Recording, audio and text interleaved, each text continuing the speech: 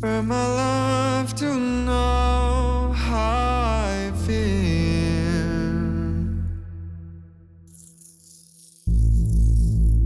All the nights I feel so alone,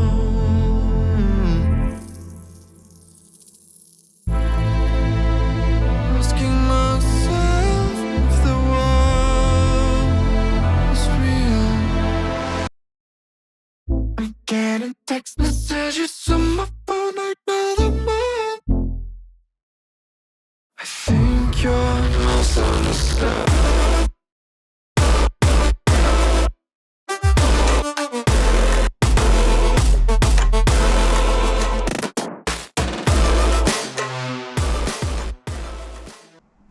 Hello my spooky friends, it is Stacy and welcome to Special Effects Makeup on a Budget, and today I'm going to show you how I created this Scarecrow look using products I found from the Dollar Tree. Now I wanted this to be a scarecrow turning from within. I didn't want to use burlap and place that over the face. It's very cumbersome, it's hard to use, and it's very uncomfortable. I can't imagine wearing that all night for an event. But it's okay if that's what you have. I still think those are great looks as well, but this is something a little bit different. So I hope you enjoy it, and let's just go ahead and get into it.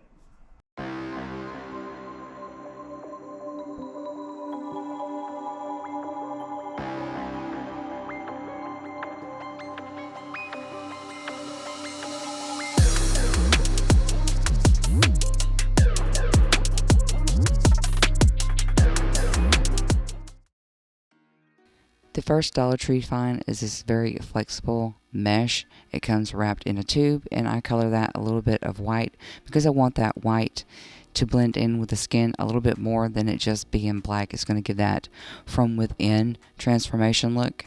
And I do the same thing with the pine cones that I picked up out of my yard, and I am using water paint and hairspray color because I ran out of yellow to mix this so that it's not stark white, and it gives us that little fall edge color.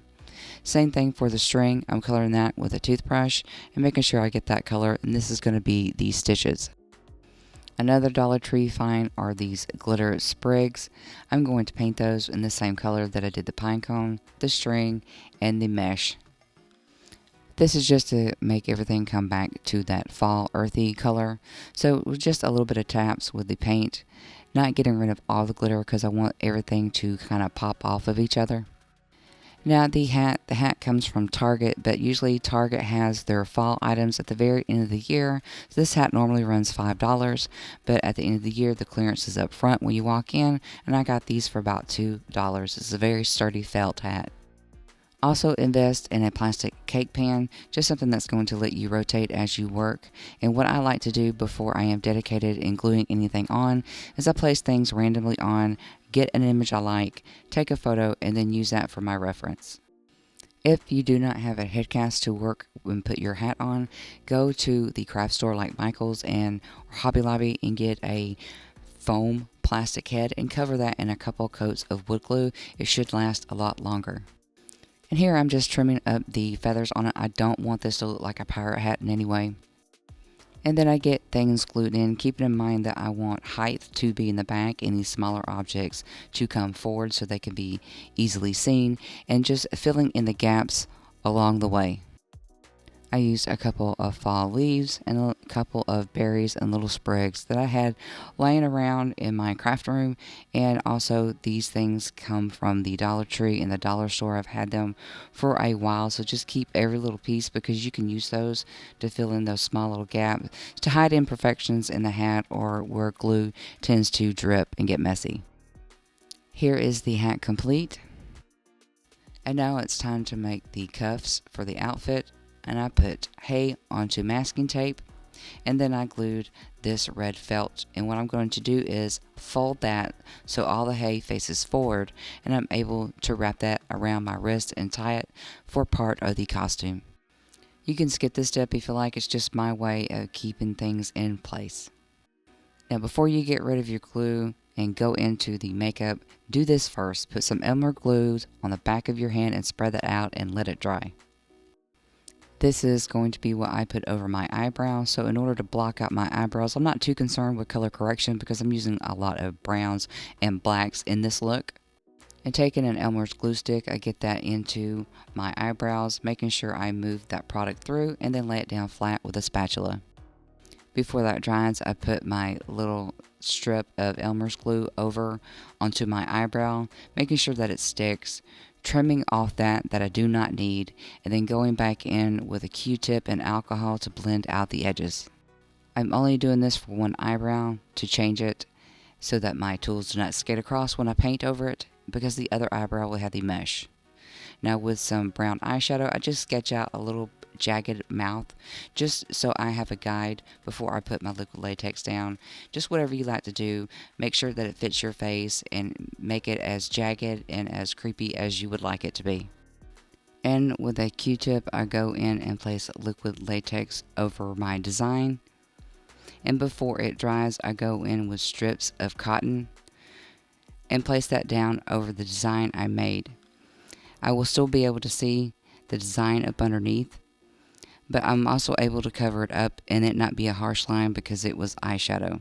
Now the best way to do this is to place cotton in small little pieces and then go back in with some more liquid latex and then start to actually carve out the design that you laid down. And I do this by tapping and gliding liquid latex, either by a sponge or a Q-tip. That's going to stop it from lifting up.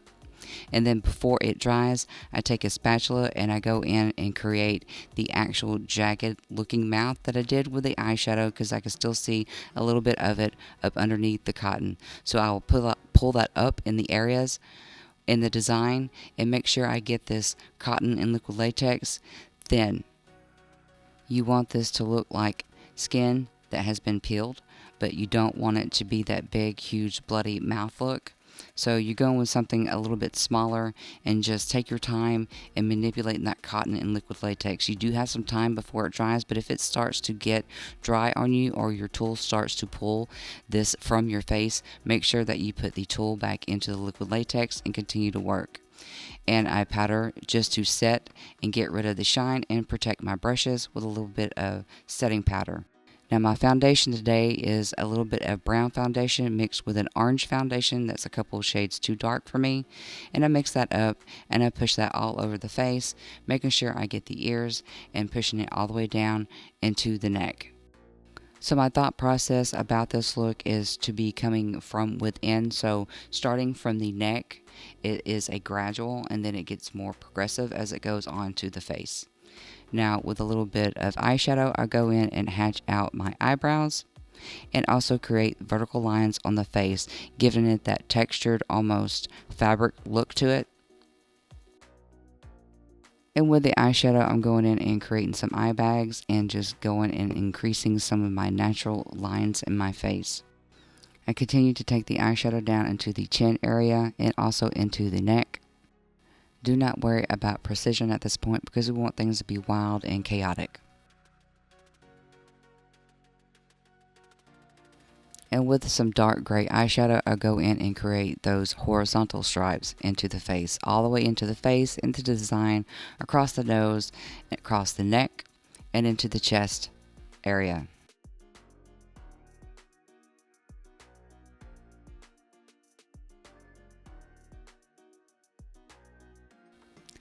I applied some black eyeliner and then I smoked that and smudged it out onto the inner corner, the eyelid, and the outer corner.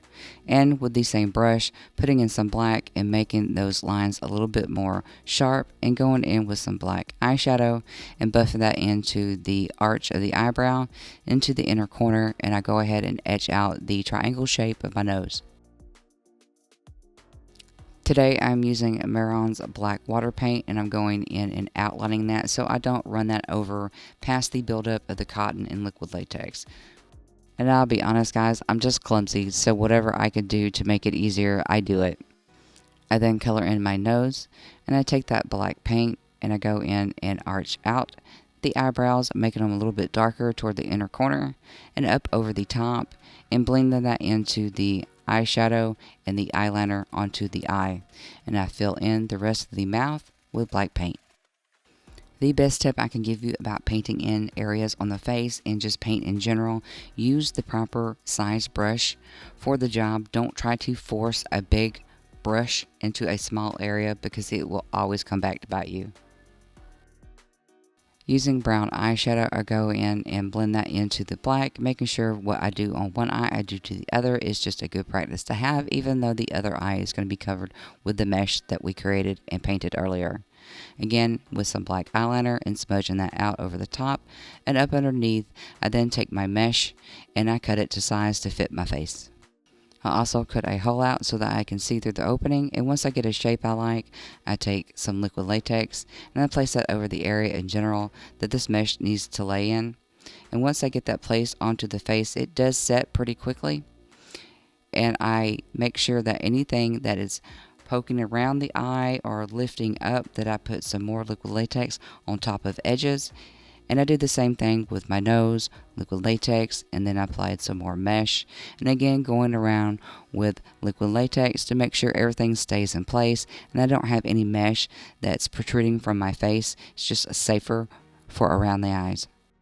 I then randomly put some more mesh into certain places just to give it that Scarecrow, almost burlap, patched look.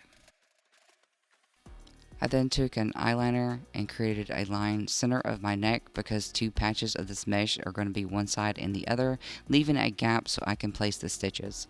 And with some liquid latex, I place that over my skin, and then after cutting and fitting my shape of the mesh, I then put that over on its place, pushing it up under the jawline, onto the neck, and also the chest area. And then going back over with some liquid latex to make sure those edges stay in place. I add more liquid latex onto the other side and place the mesh to match the other side of my body. This mesh is a lot more flexible than burlap, and it moves with the skin, and with liquid latex onto it and it's clear, absolutely looks like skin itself. So it's time to put the stitches in, and I cut to size, placing randomly all over the areas of my face that I want these stitches. So I go with hatches and crisscrosses, and every time I lay down a piece of string, I put some liquid latex over it so that it stays in place. And this is the fun part about this look. You can do it whatever you want it to be, and it's just your creation. And you don't have to do it exactly my way, but if you want more stitches, you want them to place them all vertical, that's up to you, and it works just fine. I'm going in with liquid latex. I place my stitches on the mouth area off to the side, avoiding the middle part of my actual lips because you want to be able to talk, eat, and drink. And in order to make sure that you are able to talk and these don't lift up, you see that I check my mouth and open and close it often. So apply these with the mouth slightly open. That way when you close your mouth, it's okay if they bend, but when you open it to talk, it won't split off or move in any way. I trim to size anything that overflows past that liquid latex and cotton buildup.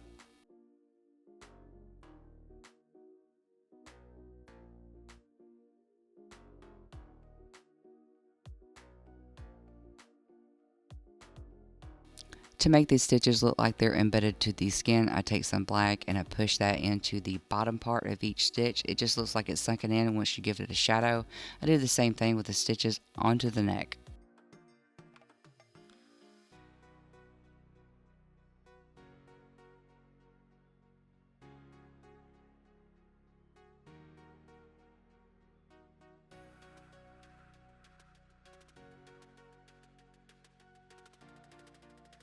I then use some eyeshadow to make my hands look dirty because they are exposed in this look. And then I'm taking the red from my alcohol palette and placing that over the mesh a little bit, and also emphasizing the red into the skin where I place the shadows. My idea for the Scarecrow is that it's in the elements, so it's going to dry quicker so your blood's not thick and runny. With more red, making sure those nail beds do look gross because I have painted fingernails and I didn't want those to distract from the look. Into the center with a little bit more alcohol paint for the gap that we left through with the mesh. And then also tapping in a little bit of red around the outer part of the stitches and adding a little bit of bruising around the skin. And if you don't have alcohol paints, you can use grease paints or eyeshadows. With my homemade scalp lead, I go in and give a little bit of shine onto the nose and push that up under some of the mesh. Here is the final look. I hope you guys enjoyed this one today. And given the fact that most of these items come from the Dollar Tree or on clearance, I hope you find a fun and affordable way to create this look on your own. Even the jacket and the shirt come from the Goodwill store. I appreciate you guys hanging out with me. You can be anywhere, but you choose to stay here and watch this video. So thank you from the deepest parts of my heart for joining me. And if you'd like to see sneak peeks and behind the scenes footage or vote on my next look, you can find me on Instagram, Twitter, and Facebook. Those links are below. And if you're enjoying hanging out with me, hit that subscribe button. You know you want to. I have got some really fun and cool Halloween makeup collections to review. You do not want to miss those. And now that you've mastered a Scarecrow special effects look on a budget, hang around and check out this next video where I show you how to save time and money, making sure things stay within your budget. And don't forget that makeup is to be fun and it can be affordable. And I will see you guys next time. Bye.